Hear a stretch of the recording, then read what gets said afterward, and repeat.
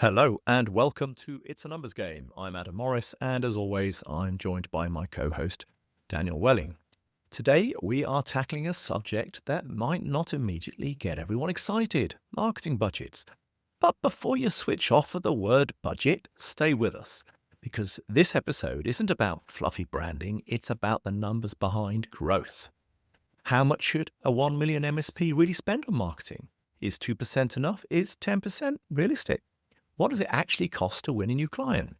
And why do so many MSPs feel like they're spending money on marketing but not quite sure what they're getting back? So, we're going to break this down properly, from the maths behind growth targets through to lifetime values, referrals, domain authority, and why stop-start marketing is often the biggest mistake MSPs make.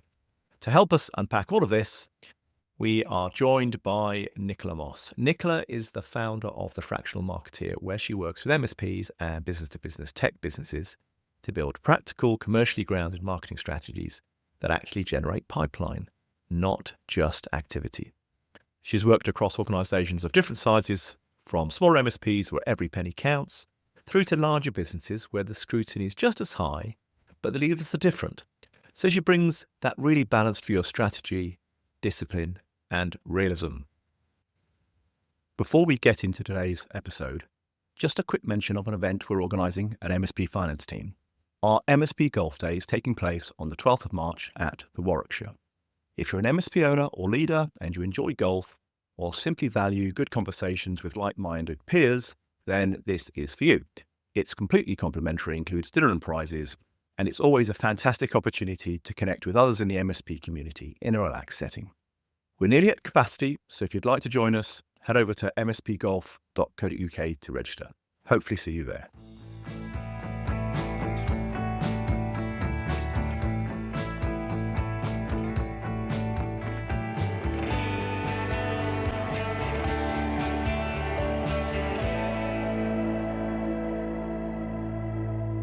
Nicola, welcome to the podcast. Well, thank you so much. It's nice to be here. You're very welcome, and we've got a really interesting topic for today.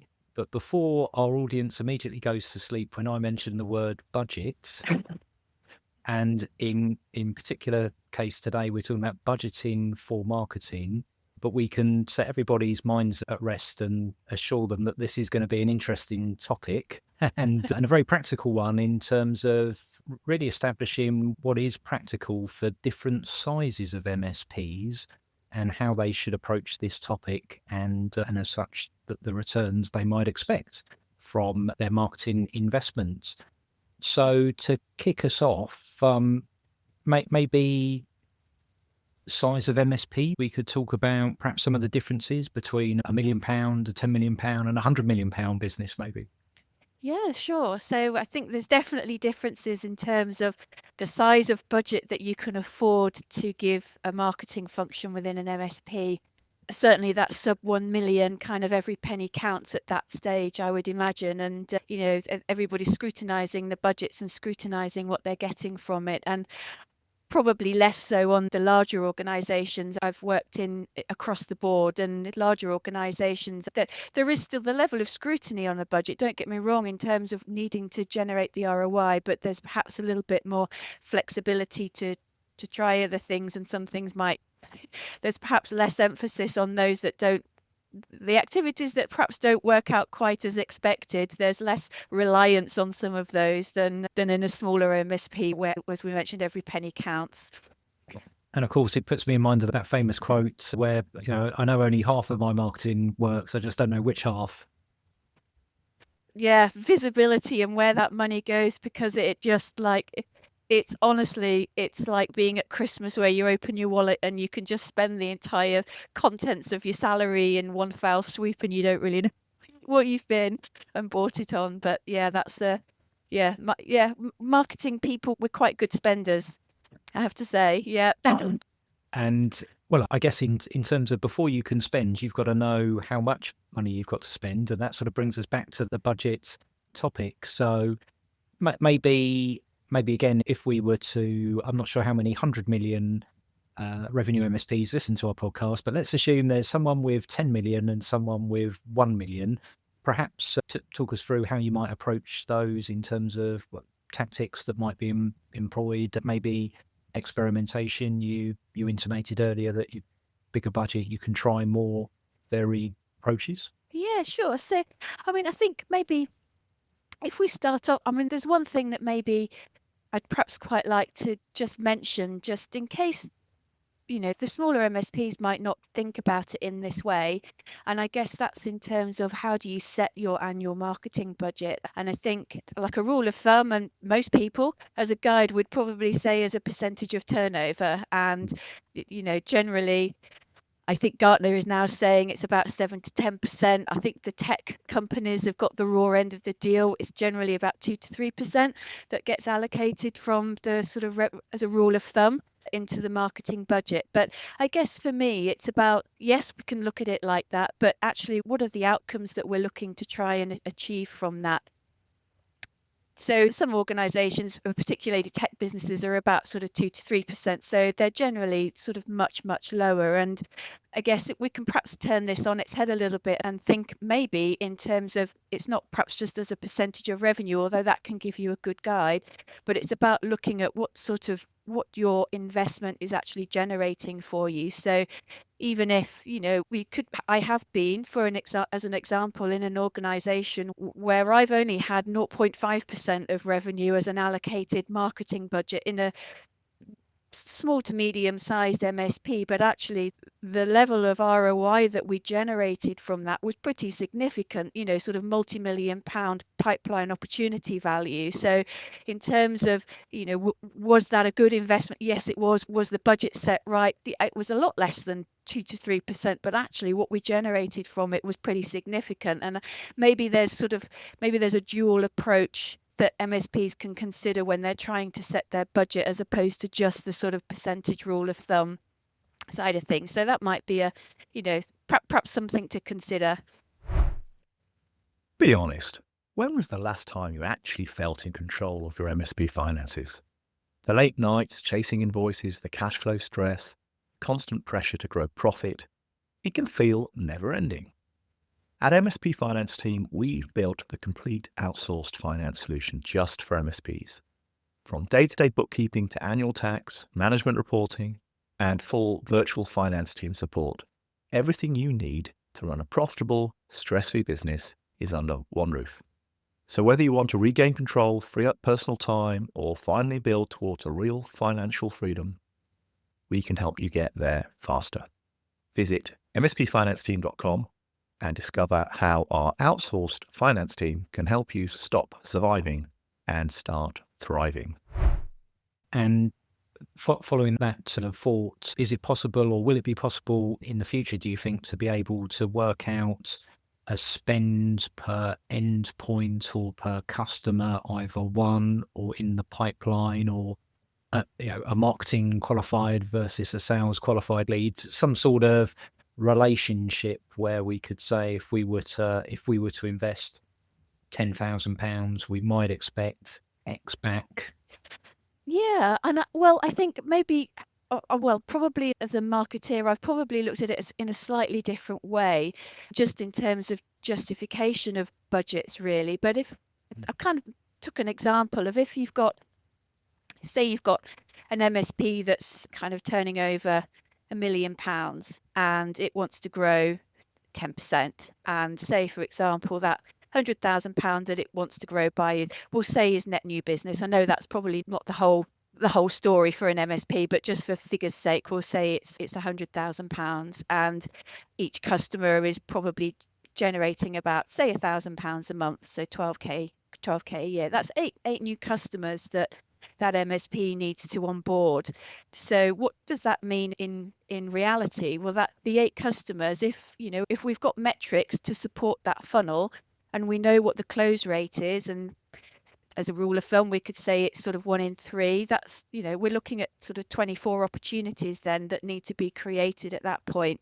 Mm-hmm. And if we're looking at, how good the sales are from getting the MQLs at the sales qualified leads into an op, that could be 1 in 5, say. So then we're looking at sort of 120 SQLs that we need. And then sort of from a lead perspective, could say 1 in 10, worst case scenario, you're probably looking at 1,200 leads that team, the marketing team or person or agency, whatever you might be using, needs to generate for that MSP that's, turning over 1 million, wanting to grow by 10%. And if typically you've put 2% of your revenue into the budget of, 20K, it's actually not a lot when you're generating 1,200 leads. So I think there's probably a little bit of reality that the check that kind of needs to go on when you're budgeting in terms of what you're actually investing into marketing and what you're expecting them to deliver from it. I think just in terms of making sure that you've got the numbers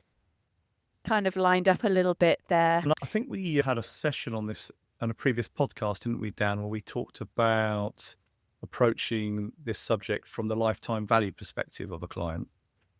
So Correct. Absolutely, we can talk about what does it cost to generate a lead and what are the ratios or conversions through that funnel.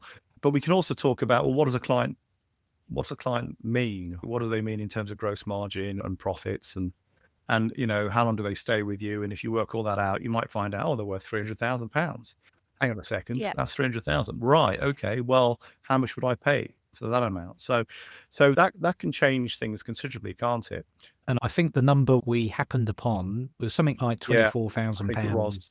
And so if we're saying we want to win 8 clients for our fictional £1 million business, and I promise you I'm using a calculator, so I can't be wrong here, that's £192,000. Give or 100 grand, isn't it? Yeah. And so, it's not going to be much less than 100, and it's probably not going to be much more than 200, right?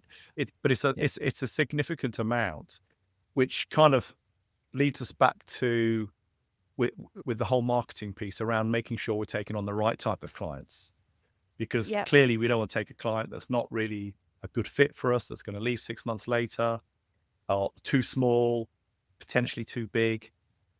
So we want to make sure we're getting on the right type of clients at the right price point, that we can actually make that money from them, that we can then use that to kick on top of the budgeting funnel, grow further. I think that's one of the things that is often quite missed is we just need new business. And actually, no, we need the new business to begin with, right? We've got to get off the ground. But once we're off the ground, it's more about getting more of the right type of business, which can lead to that long-term success. And of course, that's where the whole sort of marketing brand, the marketing message, the target market, the focus, and all of those sort of things come to the fore, don't they? Yeah, absolutely. And if you think, so in our fictional company, if we have got 20K to spend on the budget, for example, where does that budget sort of get allocated? And actually, in a lot of cases, in a smaller organization, that a lot of that budget actually goes into tooling and not actually sort of generating marketing activity as such. So tooling, for example, like I'm sure many use HubSpot or Hootsuite or any other sort of CRM system. You've got video making applications now. You've got all of these things that you kind of need to buy that comes out of that budget. So quite quickly you can be spending probably a third or a quarter of that budget just on your tooling. So what's actually left to do marketing activities is even probably less in some circumstances. So I think it's about just making sure and understanding what the budget is, what you're asking it to achieve, and how much of it is actually being spent on marketing activities as well, just to get that perspective really on whether the budget is right for the business and what you're trying to achieve with it. The other point I was just going to add, actually, and I think this is often overlooked, again, if you're a smaller business and you don't have an internal or external labor cost, and you're the owner, you're probably doing the marketing. So what's your labor cost effectively? And I think that needs to be factored into that budget. You could be spending half your time on marketing. You could be paying yourself 100 grand. That's 50,000 then into the marketing budget, isn't it? Effectively. So, because I was just thinking, actually, I just mentioned £100,000 there as a cost or an investment. And maybe people listening thinking, hang on a minute, we don't spend anywhere near that, or we can't afford anywhere near that much. But actually, if you start factoring in your own time, you might suddenly start to find out, actually, you're not that far off that kind of figure, which is back to that kind of 10% at that million. And I think with smaller organisations, they can perhaps be a bit more creative with accounting. But in bigger organisations where there is an in-house team, you could have 3 or 4 people in a marketing function. Then that definitely will be costed into what the cost of that function is to the business, and how that, what the impact that function is having on the revenue and on the ROI. And in terms of then the efficiency of spend, I know this is a complicated question, but there's going to be lots of people listening who are going, okay, that's all very well and good, but where do I start to spend this? What's the first priority? What are the nice to haves, which I don't worry about just yet? I think that probably comes down to the size of organisation as well, again. And I think for a smaller organisation, just keep it simple and just make sure that you're doing the basics, and you're doing the basics really well. So make sure that, you've got your cadence on your email, your social media posts, you've got your content generation happening, you've got some thought leadership happening, and you're generating content that is genuinely educational and engaging. And keep that cadence going, because actually it just sounds like such a small activity, but I think until you actually start to do these things, you don't realize how much time and effort gets put into creating this content, this drumbeat of activity that you need to constantly be doing. And then when you're sort of slightly larger, then perhaps other things kind of come into play, really. I'd probably say when you're slightly bigger, you could perhaps start to focus a little bit more on kind of your sectors, and making sure that you are really targeting those sectors where you are going to win and where you have credibility. You've got people who can talk about you credibly, and you've got the market's not saturated, and you've got a real opportunity to go in and saturate those sectors that you're targeting. Because again, even slightly bigger organization, you won't have the budget to be able to boil an ocean. So it's really important to be focused on what you're trying to achieve, and understand what is the growth that you're trying to achieve, and how best are we going to be able to do that. And I think typically when you're sort of getting to reasonably sized organization, you are starting to shape what your proposition out to market is. You are starting to understand where you're strong in various sectors or technologies, and I think then to hone the marketing activities around that, and make sure that you're putting budget in to areas where you're going to deliver the ROI is quite important. And I think then you can perhaps start to think sort of outside of, so the smaller organizations are perhaps typically looking at their own installed sort of prospect database, their own, the organic database that they've created. They might have outsourced some telemarketing activity, things like that. The sort of next stage of growth is where you might start to think about partnering up with certain organizations that can help get you into either their membership bases or other, anything that's of where you're targeting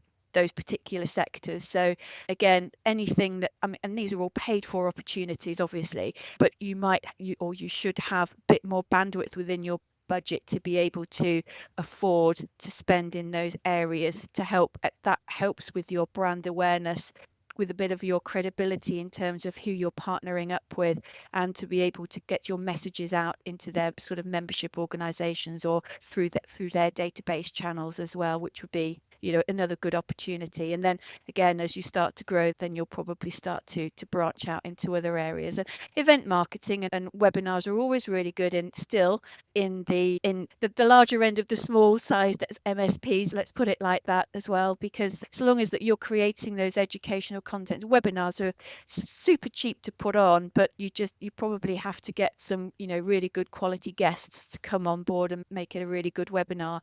So I would say that, as we have done today with our podcast. Super guest. And of course, you've got to have good marketing to market your webinar. Exactly. Right. The webinar is just you've got to market your webinar to get people to attend your webinar. Yep. So you've got to be good at that. Yeah. Which could be print, email, telemarketing, advertising, a whole sequence of campaigns, couldn't it, just for the webinar itself? Yeah, absolutely. And I think that's where when a CFO would kind of say, well, I've given you 20 grand this year. What have you spent it on? And, you might come up with, well, we've done 2 events and 3 campaigns, and it sounds like you've done nothing. But actually, the work and the effort that goes into actually, if you're putting on great events, great webinars, great campaigns, then you're going to need to have, the creative input. You're going to need to come up with compelling messaging. You're going to have to come up with some great CTAs, great follow-up, and all of that good stuff sort of comes into it. So it's all super important and all adds into the spend, really. And going back to that smaller budget versus larger budget, a smaller budget, you'd be using more off-the-shelf assets, and a larger budget, you could make it more customized. Yeah, definitely. And I think with a larger budget as well, I mean, at that point, you might even have your own in-house marketing person there, someone who can, I mean, there is a difference between having someone on the ground in your business, so to speak, or someone that understands your business, that can pull out. It's a very strange head, a marketing head, and it will listen to every conversation that happens within a business. And we're tuned and wired into thinking, I could make something out of that. I could generate content from that. I could, this is what I need to use as a hook to get X, Y, and Z. He's a really good speaker. I need to get him on a webinar. That's just how we're tuned in. And if you've got somebody sort of on the ground doing that for you, then you should be able to come up with some, really great, compelling campaigns and content activity. What are your thoughts and reflections around how you tackle, again, coming back to the budget, how long do you keep spending money on one particular tactic before you pull the plug? This is really this tough. Is the favourite, I mean, look, I'll be honest with you. I don't think MSPs particularly enjoy spending money on marketing. And I think some of them are quite disillusioned by it potentially. Yeah. And it's one of those things, especially when you're dealing with external agencies, this always, oh, hang on a minute, we just need to give it a bit more time. We've only been doing it for 6 months. We need to give it another 6 months. And say, oh, and then, that 6 months is up and they'll just need a bit more time. So I get it. It's an art, not a science, but obviously there has to be some use of data, a strategy and management of costs and ROI measurement and all the rest of it. So just talk us through kind of what your sort of approach is on that, or how you would reflect on that with an MSP who's got some of those concerns. It's a really tough one. I think pragmatically, if we go back to the data that exists and the analysts community, the Gartners of this world, and what they say is right now they're seeing within B2B, and certainly within B2B tech, I think this is from 2021 stats, I think I took this from. It's 20 touch points. So if you think that a contact to 20 touch points to get it into the sales pipeline. So 20 touch points through a marketing pipeline, that will be. So that could be somebody downloads an article, a white paper, whatever it might be, and they come into your funnel. And then it's going to be 20 touch points until they get to be an SQL. That 20 touch points could be they're also included in a telemarketing agency's activity that they've been going for 6 months and they haven't managed to get anything, but they could then get that second touch point for us. But their contract has said it has failed, but they've generated a second touch point that we can't measure. The third one could be that they've been to an event somewhere, seen some branding for us, or met somebody from the organization. Nothing comes of it. We think the event's failed. CFO thinks we spent $5,000 on that event. What was a waste of time. But there's a third touch, and so on, until the thing that happens is they come via a freebie webinar that you put on that's cost nothing. And that's the point at which they convert. And then everybody says, let's do 20 webinars. This is great. They've converted everything. Like, this is what we want. And because we just don't understand the journey that they've been on, we just don't have visibility of that. All we can go on is people go through a lot of content and activities before they actually convert. And as a marketeer, or we sit there and think we need to be present where people are looking there for. So we need to be in all of these channels, and it's about, okay, which channels do we actually realistically need to pick, because we can't be in all of them, and we don't have the budgets to do that. So where do we need to, and sometimes you pick your wrong ones, and sometimes you pick the right ones, and if you pick the right one, double your spend. And make sure you really get the most out of it. But some of it is trial and error, but some of it is an educated guess as to where you should be. So it's an art and a science. It's an art and a science, I think. Yeah. I think the worst thing that you can do, in my humble opinion, the worst thing is to have this stop-start activity. I think that really should be avoided at all costs. I mean, if nothing else, if you're uncertain about where you're spending your money, just keep that drumbeat going and just keep investing in that level of activity until you're certain that you've got a plan and a strategy that you're happy with, where you're going to spend the next tranche of money when you're sort of in that next phase of growth. I think that would be my recommendation anyway, because it's really detrimental in every form to keep that stop-start situation happening.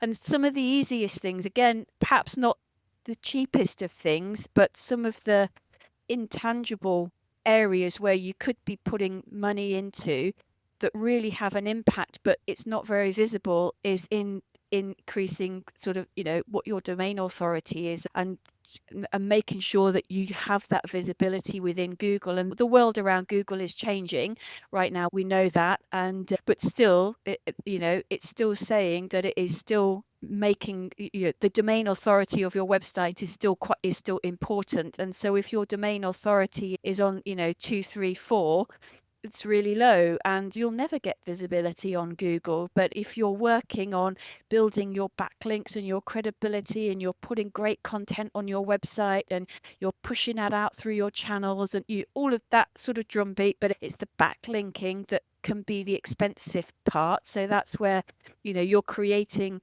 really engaging content that gets published on high domain authority websites. It could be we talked about partnering up with membership organizations, whatever. It could be putting sponsored pieces of content on their website. So all of these things really add to your domain authority. And if you're sort of up in that kind of, I mean, they say 40, but I would say probably 25 is pretty good. It's really hard to get a very high domain authority. If you're up in that sort of 20-25 mark, that's a good place to be, a good starting point, I'd say. Domain authority, I'm not that up to speed with it. Is that where would I go to find that, or where would our listeners go to find out more about that? So nothing's ever simple, is it? So there's lots of different tools that you can find out what your domain authority is, but each tool measures it in a slightly different way. So you can go to Moz, you can go to SEMrush, you can go to, there's lots and lots of different tools, largely free. So you can get a free account with most of these and pop in your domain and see what they think your domain authority score is. And I use SEMrush just because it's what I'm familiar with. But yeah, you can get an idea of what Google thinks of the value of your website, I guess. And I've just done it live with SEMrush, or other listeners will be doing exactly the same thing now. They're sat there, all right, I'll just go have a quick look. So for reference, we have an authority score of 12. There you go. On your way. So you said 40 was where we should be? Well, 40 is what they say is a really good score, but I would say sort of 20 to 25, you're kind of in a good place. So you're definitely on your way. Right. Okay. Yeah. Yeah, so C+ then. Is that what you're giving us, headmistress? And I, of course, sit in the marketing seat here. So this is a Daniel KPI now. This is going to be on the scorecard now. Sorry, Daniel. I think one of the most interesting points sort of brings us back to the sort of budgeting topic, because again, you can sprawl out in so many different directions on marketing generally, and to be good in all of the disciplines and all of the channels is just not possible. the thing that really resonated with me in what you said earlier was about not doing the stop-start. And I think that's probably almost the number you assign as a budget value. I think it's, we're going to spend this money no matter what. Yeah. And if we think 20,000 is more than we can apply that thinking to, then let's be honest with ourselves and let's make it 10,000, but we're going to spend 10,000 for the next 10 years, whatever. And of course, grow it over time, but we're definitely not going to do the stop-start thing. We're going to spend 10,000, even if it means we earn less, even if it means we have to compromise on something else. We're gonna ring fence and protect that, and therefore we're going to pick the activities that we can deliver within that budget. I think that's probably the takeaway for me. And I think as well, a lot of it is obviously, and rightly so, focused on net new business, but a lot of the smaller MSPs, they do rely on referrals, and marketing does have a hand to play in referrals as well. And just to not forget that, or not sort of, don't leave it as an oversight that marketing can help within that area. That whole cross-sell, upsell, making one of my roles back in the day was, it was quite an interesting role. It wasn't so much around marketing about net new, it was, but actually a large part of it was around making sure that our customers were advocates for our brand, and they, through whatever mechanisms that we use to do that, so that we could get them then not just to do case studies for us, but they helped us with our strategic technology roadmaps. We involved them in all of those areas. They helped us with speaking slots at opportunities. They were really engaged and really on board with who we stood for as a business. And your service desk team is probably not going to be doing that. They're too busy fixing tickets and too busy doing other things. So the marketing does come into play there a little bit in terms of helping to shape your brand narrative into that customer and make sure they're advocates for your business. And when they leave, because they'll probably leave in 5 years or whenever it might be, that they take you with them. And that's the key thing, just to keep getting that referral business in. And I think it's important not to downplay the role of marketing in that area as well. And by the way, on the referral thing, I think certainly, well, for all shapes and sizes of MSPs, but especially for smaller ones with small budgets, I think you absolutely have to start there but treat it strategically. You can treat referral marketing strategically. You can be intentional about it. You can build plans around it. You can engage in the conversations and get the testimonials and everything else. I was just going to, my last few words as well, actually, just on this, and I can't remember who said this, but we do know that most MSPs don't formally put marketing budgets together. We do know that probably most MSPs don't actively market their business intentionally. So I think one thing as well to take away from this is, if you do actually do this and you do it consistently, however small it may be, you are going to position yourselves above the others in your local marketplace. Absolutely. So just do something. Definitely. It doesn't have to be particularly smart, or overthought. It just needs to be something. You're going to put yourself above those in your marketplace. So I think, whilst this can be quite disillusioning potentially and complex and expensive, I think something to take away from this is just to get on and do something. Yeah, 100% agree. Yeah, definitely. And final thought from me, and anecdotally, we didn't have a topic for an email, so we recycled an old email, and it has produced leads. So even doing something is better than nothing at all. Yeah. And that of course did have a cost, because there's time in orchestrating and executing it, but a very low cost. So email marketing works better than everything else. Not the headline to take away. There is definitely a place for everything. Yeah. Yeah, definitely. It's been really great talking to you today. Really appreciate your time and wisdom on this topic. If anyone listening would like to carry on the conversation, how best to get in touch? Oh, thank you for having me on. It's been really great to talk to you both too. You can find me on LinkedIn. I'm Nicola Moss. I run a business called The Fractional Marketeer. It's fractionalmarketeer.co.uk. There's a LinkedIn page for that as well. So you're very welcome to get in touch with me. And it's hello@fractionalmarketeer.co.uk email address. Very good. Thank you very much indeed for your time, and thank you. all the very best. And the same to you. Thank you very much. Good to meet you both.